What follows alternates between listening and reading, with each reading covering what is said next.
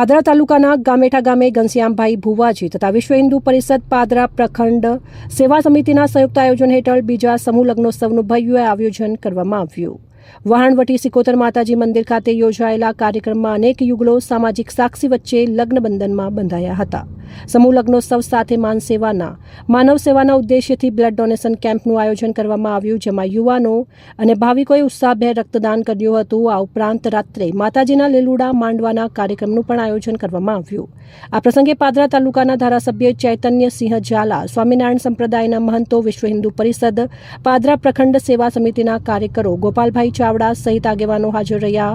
સાથે જ વડુ પોલીસ સ્ટેશનના પીઆઈ ભરવાડ સાહેબ, પાટીલ સાહેબ તથા પોલીસ સ્ટાફ પણ હાજર રહ્યો, તેમજ પત્રકાર મિત્રોનું પણ સન્માન કરવામાં આવ્યું। આ કાર્યક્રમમાં આજુબાજુના ગામોમાંથી હજારોની સંખ્યામાં ભાવિકો ઉપસ્થિત રહ્યા અને તમામ ઉપસ્થિત મહેમાનો અને ભાવિકો માટે મહાપ્રસાદીનું આયોજન પણ કરવામાં આવ્યું, જેના કારણે સમગ્ર ગામમાં ભક્તિ અને આનંદનો માહોલ જોવા મળ્યો।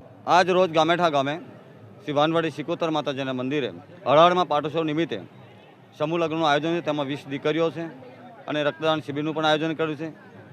બહારથી મહાનુભાવો, સંતો, ભક્તો અને આવનાર ભાઈ ભક્તો ખૂબ ઉપસ્થિત રહેવાના છે। રાત્રે માતાજીનો લીલુડો મળવો છે અને મહાભંડારોનું આયોજન પણ કરેલું છે। અસ્તુ, જય સિકોતર માતા ઘનશ્યામ ભગત ભુવાજી।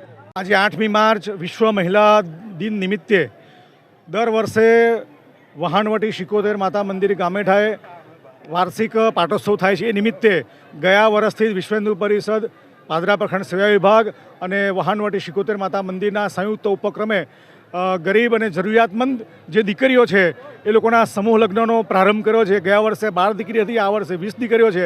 આખા હિન્દુ સમાજમાં કોઈપણ જ્ઞાતિ જાતિના ભેદભાવ વગર સમાજની દીકરીઓ એ આપણી દીકરીઓ છે એ ભાવના રાખી અને સમૂહ લગ્નનો પ્રારંભ કર્યો છે। આ નિમિત્તે ખૂબ મોટી સંખ્યામાં લોકો ઉપસ્થિત રહ્યા છે। અમારી પણ સમગ્ર હિન્દુ સમાજને અપીલ છે કે આવતા વર્ષે પણ વધુ હિન્દુ સમાજની જરૂરિયાતમંદ દીકરીઓ આમાં સહભાગી થાય।